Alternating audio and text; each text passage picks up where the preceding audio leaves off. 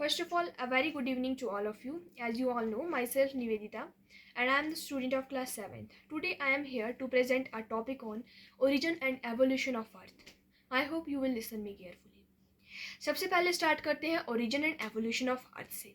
Origin का मतलब क्या है? निकलना. एवोल्यूशन एक चेंज लाना अर्थ पर. अर्थ किस तरह से बना, यूनिवर्स किस तरह से बना, हमारा सन, स्टार्स, सारे के सारे जो सेलेशियल बॉडीज़ है, हेवनली बॉडीज़ है, बॉल ऑफ फायर्स है, स्टार्स हैं, वो किस तरह से ओरिजिनेट हुए, वो कहाँ से ओरिजिनेट हुए, उनके बारे में ये टॉपिक दिया गया है. इस टॉपिक को हम स्टार्ट करेंगे कुछ क्वेश्चंस के साथ जो कि हर कोई जो है अपने चाइल्डहुड में ज़रूर सोचता होगा. तो वो पहला क्वेश्चन है, how many stars in there in sky. कि स्काई में कितने सारे स्टार्स हैं, कितने स्टार्स हैं स्काई में, वो कितने एग्जिस्ट करते हैं, और स्टार्स आए कहाँ से, वो एग्जिस्टेंस में कब आए. Can one reach the end of the earth. क्या कोई एक अर्थ के एंड तक, यूनिवर्स के एंड तक पहुंच सकता है. मेरे अंदर तो ये सवाल जो है चाइल्डहुड में ज़रूर आए हैं, और मुझे लगता है कि सब ने जो है ये सवाल कभी ना कभी सोचे होंगे कि कितने तारे हैं. इन्हीं सवाल के ये जो क्वेश्चंस हैं इनके रिलेटेड ये चैप्टर है, और इसी चैप्टर में इन क्वेश्चंस के आंसर तो नहीं, लेकिन इनमें से कुछों के आंसर और कुछ से रिलेटेड जो है ये चैप्टर ज़रूर है. उससे पहले हम स्टार्ट करेंगे कुछ इंट्रोडक्शन से जो कि बेसिक है.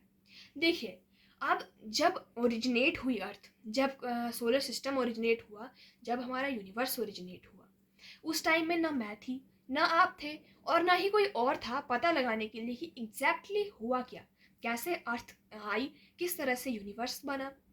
तो हमें कहाँ से पता चलता है? हमें तो ये बताना मुश्किल है बहुत ज़्यादा कि किस तरह से अर्थ आई, यूनिवर्स कैसे आया, स्टार्स कैसे आए, सन कैसे आया. तो ये सब हमें किस बेस पे पता चलता है?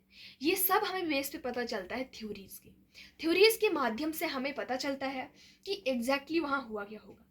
अब थ्योरीज किस तरह से बनती है?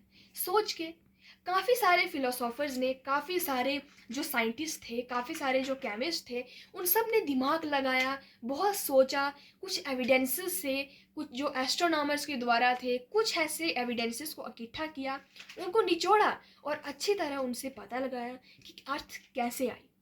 तो वो ठीक भी हो सकता है और गलत भी हो सकता है, लेकिन थ्योरीज के माध्यम से कुछ तो ठीक होगा उनमें, जिससे कि हम बता सकते हैं कि अर्थ किस तरह से आई एग्जिस्टेंस में, किस तरह से हमारा यूनिवर्स एग्जिस्टेंस में आया. तो इन थ्योरीज को जो है दो बेसिस में कैटेगराइज किया जाता है. एक है अर्ली थ्योरीज और दूसरी है मॉडर्न थ्योरीज. जब इनिशियल लेवल पे, स्टार्टिंग में जो हमारे साइंटिस्ट थे, उन्होंने सोचना स्टार्ट किया, उन्हें ये सोचना स्टार्ट किया कि अर्थ किस तरह से बना होगा, वहाँ पे हुआ क्या होगा, सन कैसे बना होगा. उन्होंने बहुत सारी थ्योरीज दी, उन्होंने अपनी हाइपोथेसिस दी. इसके बारे में भी हम जानेंगे कि हाइपोथेसिस क्या है. जैसे कि नेबुलर हाइपोथेसिस आई, दूसरी प्लैनेटिजियम हाइपोथेसिस आई, टाइड हाइपोथेसिस, बहुत सारी ऐसी छोटी छोटी थ्योरीज, बड़ी कुछ छोटी कुछ बड़ी थ्योरीज आई, जिनके माध्यम से पता चल पाया कि अर्थ एग्जिस्टेंस में कैसे आई. लेकिन वो थ्योरीज थी अर्ली थ्योरीज.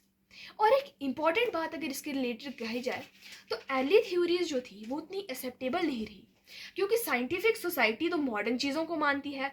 आजकल हम तो अर्ली चीज़ों को नहीं मानते. हम में से मैक्सिमम लोग मानते भी हैं, लेकिन मिनिमम लोग नहीं मानते इन चीज़ों को, क्योंकि उन वो मॉडर्न थ्योरीज को जो है वो ज़्यादा अप्रिशिएट करते हैं देन अर्ली थ्योरीज. क्योंकि अर्ली थ्योरीज उतनी एक्सेप्ट की नहीं जाती हैं आज, क्योंकि आज मैक्सिमम लोग जो हैं वो साइंस पे विश्वास रखते हैं. तो अर्ली थ्योरीज जो है उतनी देखी नहीं, और मॉडर्न जो थ्योरीज हैं उन पे ज़्यादा ध्यान देते हैं. तो वो अर्ली थ्योरीज जो हैं, लेकिन एक बात इन अर्ली थ्योरीज से पता चलती है, जो अर्ली थ्योरीज है उन्होंने हमारे दिमाग को डेवलप करने में बहुत ज़्यादा हेल्प की है. देखिए, क्योंकि अगर मैं आपसे एक सवाल पूछूं कि ऑटोमोबाइल्स यानी गाड़ियाँ, कार, व्हीकल, फ़ोन कैसे बने, तो आप सब अगर मैं ये आंसर दूं कि ये सब अर्ली ह्यूमंस के द्वारा बना या फिर अर्ली ह्यूमंस ने बनाया, तो आप नहीं मानेंगे, क्योंकि ये चीज़ें तो बहुत सारे दूसरे साइंटिस्ट ने बनाई, कुछ इनोवेटर्स ने बनाई, जिन्होंने अपने इन्वेंशन किए. लेकिन अगर ये कहूँ कि आप इसको समझेंगे, अर्ली ह्यूमंस जो थे, अगर हमें उनके नज़रिए से उस चीज़ को देखें तो ज़रूर हम बोलेंगे क्योंकि जो अर्ली ह्यूमंस ने, अब हमने जो आज व्हीकल्स यूज़ करते हैं, उनकी जो टायर्स हैं जिन पे वो व्हीकल्स चलती हैं, उन व्हीकल्स के टायर्स तो अर्ली ह्यूमंस ने इन्वेंट किए थे। यानी कह सकते हैं कि उन्होंने एक थ्रेड खींचा, उन्होंने एक धागा खींचा और आगे जाके हमने उस धागे को बढ़ाया। उन्होंने व्हील का इन्वेंशन किया, बिलो कार्ड्स का इन्वेंशन किया। अगर वो आज के टाइम में व्हील्स ना होते तो ऑटोमोबाइल्स किस पर चलती, बुलॉक कार्ट्स ना होती तो आज के टाइम में एनिमल्स का यूज़ किस तरह से होता। आज कई सारी स्टेट्स में हमारे एनिमल्स को बुलॉक कार्ट्स का यूज़ ज़रूर होता है। और ये चीज़ें जो हैं अर्ली ह्यूमंस ने इन्वेंट की है।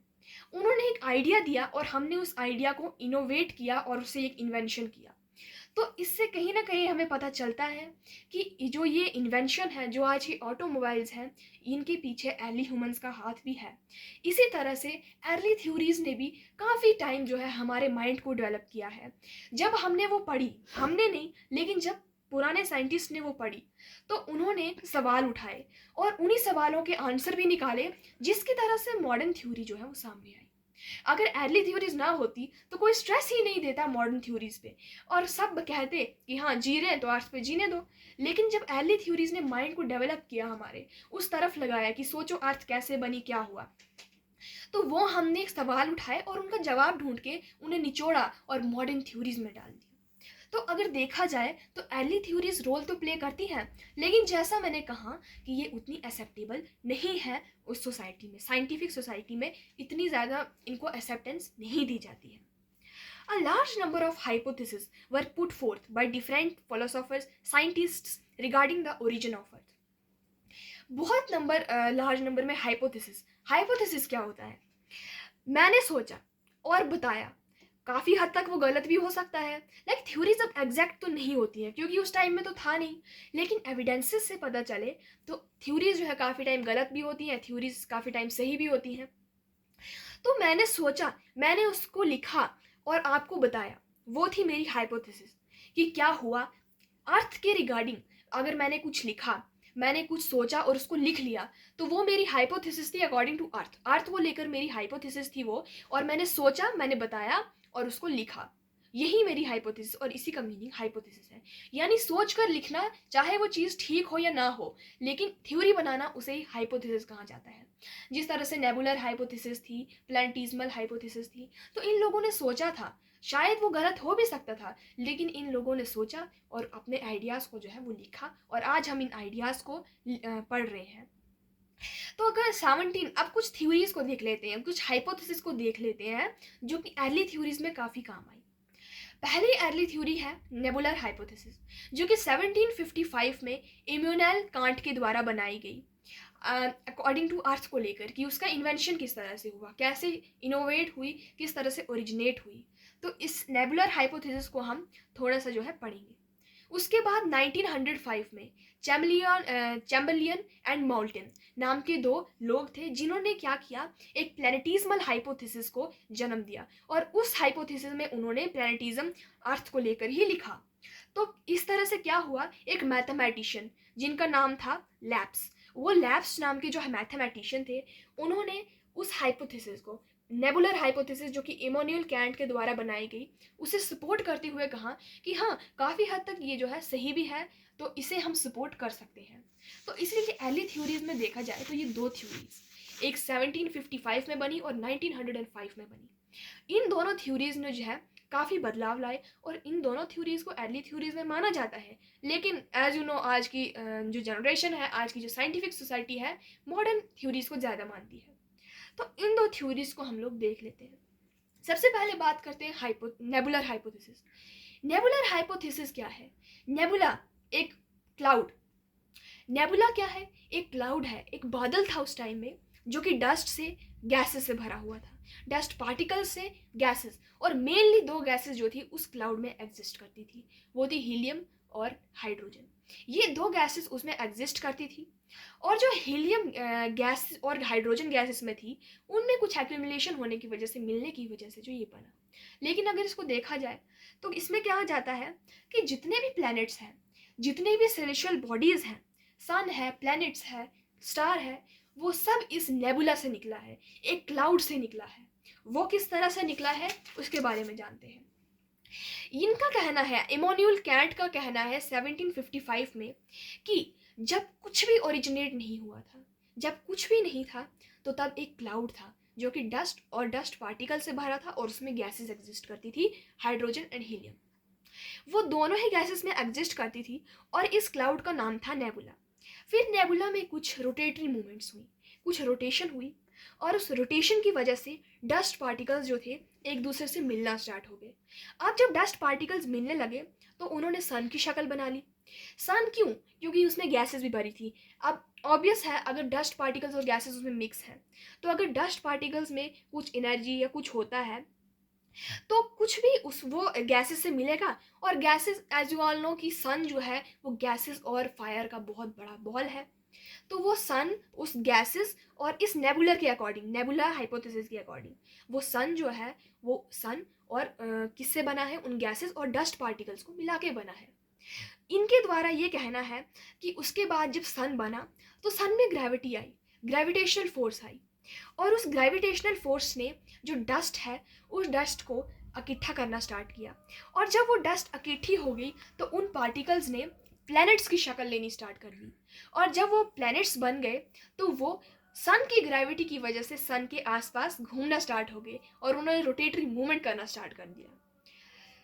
वही रोटेटरी मूवमेंट्स की वजह से जो है प्लैनेट्स बने, सन बने और उसके सन के आसपास घूमने लगे। और इनका कहना है इसके द्वारा सन जो वो हमारा यूनिवर्स है वो ट्रांसपेरेंट हुआ। लेकिन बहुत सारी थ्योरीज आगे भी ऐसी है जिनसे हमें ये पता चलता है कि कुछ तो कुछ गड़बड़ तो इन थ्योरीज में ज़रूर है। और हर एक थ्योरी में अपना एक्सेप्ट दिया गया है, हर एक थ्योरी खुद से समझी गई है, खुद से लिखी गई है। इस नेबुलर हाइपोथेसिस में एक बहुत इंपॉर्टेंट बात, ग्रेविटी का रोल बहुत ज़्यादा है। ये एक फोर्स है जो किसी चीज़ को पुल करती है, जो कि अर्थ पे एग्जिस्ट करती है। इसलिए आप कुछ भी चीज़ ऊपर से फेंकोगे तो वो ग्रेविटेशनल फोर्स उसे खींचेगी और वो नीचे गिरेगी। लेकिन अगर मून या दूसरी जगहों पे किया गया है तो कुछ जगहों पे क्या है, मून पे ग्रेविटी ना होने की वजह से वहाँ पर तो लोग भी हवा में फ्लोट करने लगते हैं। तो उस ग्रेविटी की वजह से उस सन ने उन प्लैनेट्स को अपने अब आसपास जो है रिवॉल्व करना स्टार्ट कर दिया और वो प्लैनेट्स जो है सन के आसपास रिवॉल्व होने लगे और रोटेटरी मूवमेंट बना दी। तो आगे जाके लैप्स नाम के जो मैथमेटिशियन थे उन्होंने इस बात को सपोर्ट किया कि हाँ ये ठीक है और हम इस थ्योरी को अच्छे से सपोर्ट कर सकते हैं। और इस थ्योरी को जो है इमैनुअल कैंट ने लिखा 1755 में, जो एक जर्मन फिजिस्ट थे। अब देखते हैं 1905 की थ्योरी में प्लैनेटिज्मल हाइपोथेसिस में क्या हुआ, जो कि चैम्बरलियन और माउल्टिन नाम के दो इंसानों ने लिखी थी। तो इस थ्योरी में क्या होता है, according to them wandering star approached सन।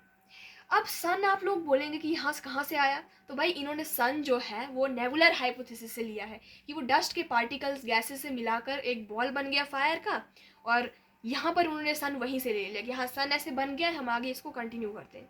तो उन्होंने क्या किया, उन्होंने बोला कि जब कुछ भी नहीं था सन बना, उसके बाद एक वॉन्डरिंग स्टार यानी एक घूमता हुआ तारा कहीं से आया और वो सन के पास से जाके निकल गया।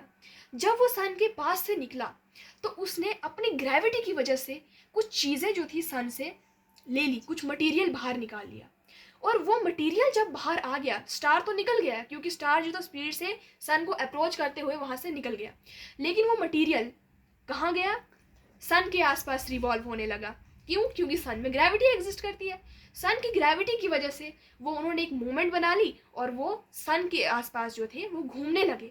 और वही जो है इन्होंने इन पार्टिकल्स को प्लैनेट का नाम दिया है। ये जो मटेरियल सन से बाहर निकला, इनके अकॉर्डिंग सन से प्लैनेट निकले हैं, कुछ मटेरियल निकला और वो मटेरियल सन के आसपास जो है वो घूमने लगा। और वही मटेरियल जो है आने वाले टाइम में जब उसने अपने पार्टिकल्स एक जगह से दूसरी जगह से ले लिए, बहुत सारे पार्टिकल्स यूनिवर्स में इकट्ठा कर लिए और धीरे धीरे उन पार्टिकल्स से प्लैनेट्स की शक्ल ले ली और वो प्लैनेट्स बनने लगे। ये किसके अकॉर्डिंग था? प्लैनेटिज्मल हाइपोथेसिस के द्वारा। तो अब दूसरी बात, इस प्लैनेटिज्मल हाइपोथेसिस को बाइनरी थ्योरी भी कहा जाता है। बाई का मतलब टू, तो इसे दो तरफा जो थ्योरी है उसे क्यों कहा जाता है? अब मुझे लगता है मैक्सिमम लोग इस थ्योरी को पढ़ने के बाद ही समझ गए होंगे, क्योंकि इसमें दो चीज़ें थी। देखिए, जो नेबुला में था, नेबुलर हाइपोथेसिस, उसमें एक ही नेबुला था, एक क्लाउड था और इनके अकॉर्डिंग इमैनुअल कैंट के द्वारा जो था, इन्होंने कहा कि ये पूरा जो सोलर सिस्टम है, ये जो सन है, ये प्लैनेट्स हैं, ये नेबुला में से निकले हैं, एक ही क्लाउड से ओरिजिनेट हुआ है सब कुछ। लेकिन प्लैनेटिज्मल हाइपोथेसिस में एक स्टार ने बहुत बड़ा रोल प्ले किया है मटेरियल को खींचने में और प्लैनेट्स को बनाने में, और सन ने भी बहुत बड़ा रोल प्ले किया है ग्रेविटी से उन प्लैनेट्स को अपने आसपास रिवॉल्व करने में। तो इससे क्या पता चलता है कि इनमें दो दो एस्पेक्ट से जो है ये ठीक है, यानी स्टार भी इसमें है और सन भी है, दो चीज़ें हैं, दो चीज़ों से मिलकर ये प्लैनेटिज्मल हाइपोथेसिस बनी है, इसलिए इसे बाइनरी थ्योरी कहा जाता है। आगे स्टार्ट करते हैं। अब हमने पढ़ ली modern theory, sorry early theory. Early theories में प्लैनेटिज्मल हाइपोथेसिस था, नेबुलर हाइपोथेसिस था। तो अब मॉडर्न थ्योरी पे चलते हैं ज़रा। मॉडर्न थ्योरी क्या है, जो कि आज के टाइम में थ्योरीज निकली। थ्योरीज ने बहुत हमारी साइंटिफिक सोसाइटी जो है उससे बहुत बड़ा रोल प्ले किया हमारा माइंड डाइवर्ट करने में, कि किस तरह से आई किस तरह से गई। लेकिन रियल माइंड डाइवर्ट तो अर्ली थ्योरीज ने किया था हमारा। तो इस मॉडर्न थ्योरीज में क्या है, जो अर्ली थ्योरीज थी उसमें ह्यूमंस जो हम थे, साइंटिस्ट थे, वो कहाँ पड़े थे, वो अर्थ कर रहे थे, यानी अर्थ के पीछे पड़े हुए थे और वो अर्थ को ही देख रहे थे। उन्होंने और कुछ नहीं देखा, उन्होंने ये देखा कि अर्थ करेंगे और अर्थ के पीछे ही चलेंगे, भाई अर्थ को जो है ओरिजिनेट करना ही करना है। लेकिन जो न्यू साइंटिस्ट थे, मॉडर्न साइंटिस्ट थे, उन्होंने क्या किया, उन्होंने बोला कि भाई आप अर्थ मत करो, अर्थ के पीछे मत चलो। जब आप लोग यूनिवर्स के बारे में पढ़ोगे, आप यूनिवर्स की थ्योरीज निकालोगे, यूनिवर्स के बारे में जानोगे, तो प्लैनेट्स भी निकल के आएंगे, सन भी निकल के आएगा, स्टार्स भी निकल के आएंगे, सारी सेलेस्टियल बॉडीज़ जो है वो निकल के आ जाएंगी। उन सेलेस्टियल बॉडीज़ में तो अर्थ भी ज़रूर होगी। तो आप अर्थ मत करो, पूरा यूनिवर्स करो और यूनिवर्स के पीछे जो है जाओ, यूनिवर्स की थ्योरीज को खोजो। तो मॉडर्न थ्योरीज ने इस तरह से जो है एक बहुत बड़ी थ्योरी का इन्वेंशन किया। मॉडर्न थ्योरी जो थी जिसमें बहुत बड़ा रोल प्ले किया है, वो कौन सी थ्योरी है उसके बारे में जानते हैं। वो है big bang theory. Most popular theory regarding to the origination of universe is big bang theory. ये बिग बैंग थ्योरी क्या है, ये एक ऐसी थ्योरी है जिसके बारे में हम लोग जानेंगे। बिग बैंग थ्योरी के क्या है, इसमें कहा जाता है कि whole universe is originate from a single atom और पार्टिकल। ये थ्योरी कहती है कि जो पूरा का पूरा यूनिवर्स है, चाहे वो सेलेस्टियल बॉडीज़ है, सन है, हेवनली बॉडीज़ है, स्टार्स हैं, वो कहाँ से निकले हैं, वो एक सिंगल एटम से निकले हैं। एटम के बारे में मैंने प्रेजेंटेशन डाली ही कि वो एटम क्या है, तो उसको एक बार रिवाइज कर लेते हैं। एटम जो है एक स्मॉलेस्ट पार्टिकल है मैटर का, सबसे छोटा मैटर, जहाँ तक आप लोग पहुँचोगे तो उसके आगे ना ही आप मैटर को तोड़ सकते हो ना ही कुछ कर सकते हो। तो एक पार्टिकल से यूनिवर्स निकला है। वो किस तरह से, 1920 में जो एडविन हबल नाम के एक, हम बोल सकते हैं ये भी सिंपल पॉलिटिशियन या कुछ भी थे, तो इन्होंने क्या किया, कुछ एविडेंसेस प्रोवाइड किए according to origination of earth. इन्होंने क्या कहा, यूनिवर्स जो है वो एक्सपैंड हो रहा है। यूनिवर्स क्या हो रहा है, वो आगे आगे एक्सपैंड होता जा रहा है, उस बहुत ज़्यादा फैलता जा रहा है। इन्होंने कहा कि यूनिवर्स जो है वो फैलता जा रहा है और डिस्टेंस गैलेक्सीज का बढ़ रहा है। तो इन्होंने क्या कहा कि अगर देखो, अगर कहीं ना कहीं अगर गैलेक्सीज का जो हमारा बोल सकते हैं हम यूनिवर्स एक्सपैंड हो रहा है, तो वो क्यों हो रहा है। अगर हम कहीं एक ब्लास्ट कर देते हैं तो वो चीज़ें कहाँ जाके गिरेंगी, वो चीज़ें काफ़ी दूर जाके गिरेंगी। तो इस तरह से कहीं ना कहीं हमारे यूनिवर्स में एक बहुत बड़ा विस्फोट हुआ होगा या फिर एक बहुत बड़ा ब्लास्ट हुआ होगा, जिसकी वजह से वो जो उस एटम में से निकली चीज़ें हैं वो दूर दूर जाके गिरी होंगी और उसकी वजह से गैलेक्सीज फॉर्म हुई होंगी या फिर यूनिवर्स जो है वो एक्सपैंड हो गया होगा। और इनका कहना है कि आज के टाइम में भी यूनिवर्स एक्सपैंड हो रहा है, गैलेक्सीज के बीच का डिस्टेंस बढ़ रहा है। गैलेक्सीज बड़ी नहीं हो रही हैं, लेकिन उनके बीच का जो डिस्टेंस है वो बड़ा हो रहा है, लाइट ईयर्स में जा रहा है, उसका डिफरेंस बहुत बड़ा हो रहा है उनके बीच में। तो इनका कहना है कि इस विस्फोट की वजह से क्या हुआ, इस विस्फोट की वजह से पूरा यूनिवर्स ओरिजिनेट हुआ और इस पूरे यूनिवर्स एक एटम से निकल के आया है। लेकिन एडविन हबल, जिस तरह से मैंने कहा कि 1920 में एडविन हबल नाम के जो थे, उन्होंने क्या किया, उन्होंने एक थ्योरी तो प्रोवाइड नहीं की, उन्होंने एविडेंसेस प्रोवाइड किए। एविडेंसेस तो प्रोवाइड किए, लेकिन कोई तो होगा जिसने कि ये थ्योरी जो है वो लिखी होगी। हाँ ज़रूर, बेशक वो थ्योरी जो है किसी ने लिखी है और उस इंसान का नाम है जॉर्ज लेमिंटर। जो लैमेंटर नाम का ये जो इंसान है, यानी ये कैथोलिक प्रीस्ट, ये एक प्रीस्ट हम बोल सकते हैं, एक प्रीस्ट थे, पुजारी थे एक चर्च में। तो उन्होंने क्या किया, वहाँ से बिग बैंग लिखी, जॉर्ज लैमेंटर। इन्होंने एक पूरे के पूरा बिग बैंग जो है समझा, और लोग इन्हें बुद्धू भी समझते थे। वो किस तरह से, क्योंकि ये पहले इंसान थे ये कहने वाले कि यूनिवर्स एक्सपैंड हो रहा है। कोई भी इस बात को मानने के लिए तैयार नहीं था, लेकिन जब बिग बैंग थ्योरी दी तो काफ़ी लोगों ने इसे पढ़कर जो है वो अपने एसेप्ट्स रखे और कहा कि हाँ, मॉडर्न थ्योरीज़ में ये थ्योरी काफ़ी आगे तक जा सकती है। और इन्होंने, जो कि बिग बैंग के फादर भी कहे जाते हैं, तो जॉर्ज लैमेंटर ने इस जो ये बिग बैंग थ्योरी है, इस थ्योरी को मॉडर्न थ्योरीज़ में बहुत आगे तक इस थ्योरी को ले गए थे। तो ये थ्योरी जो थी आगे चल के काफ़ी, आज भी हम लोग मैक्सिमम हम में से लोगों ने अगर पढ़ा नहीं भी होगा तो हम इस थ्योरी के बारे में, इस थ्योरी का नाम ज़रूर जानते हैं, बिग बैंग थ्योरी, जो कि एक बहुत इंपॉर्टेंट रोल प्ले करती है यूनिवर्स में। और क्या है, समराइज़ कर लूँ तो इसके द्वारा क्या कहाँ इस थ्योरी में कि एक वोल यूनिवर्स, पूरा का पूरा यूनिवर्स है, originate from a single atom. वो एक छोटे से एटम से निकला है, पार्टिकल से निकला है, और उस पार्टिकल को सिंगुलैरिटी कहा जाता है। थैंक यू, ये थी मेरी आज की प्रेजेंटेशन।